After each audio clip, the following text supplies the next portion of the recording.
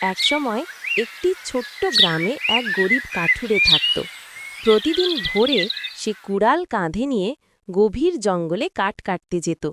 সারাদিনের কষ্টে যে সামান্য কাঠ জোগাড় করত তা বিক্রি করে অল্প কিছু টাকা পেত, আর সেই টাকায় পরিবারের খাবার জুটত। একদিন সে জঙ্গলে গাছ কাটছিল।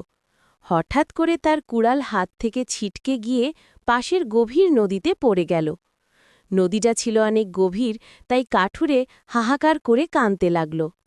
এখন আমি কিভাবে ঘরে ফিরব?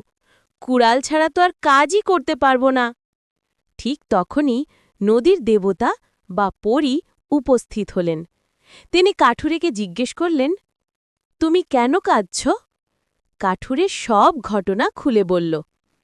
দেবতা প্রথমে পানির নিচ থেকে একটি সোনার কুড়াল তুলে এনে বললেন, এটাই কি তোমার কুড়াল? কাঠুরে মাথা নাড়িয়ে বলল, না, এটা আমার নয়। তারপর দেবতা একটি রূপার কুড়াল বের করলেন। কাঠুরে এবারও বলল, না, এটাও আমার কুড়াল নয়। শেষে দেবতা তার আসল লোহার কুড়াল বের করে আনলেন। কাঠুরে খুশি হয়ে বলল, হ্যাঁ, এটাই আমার কুড়াল।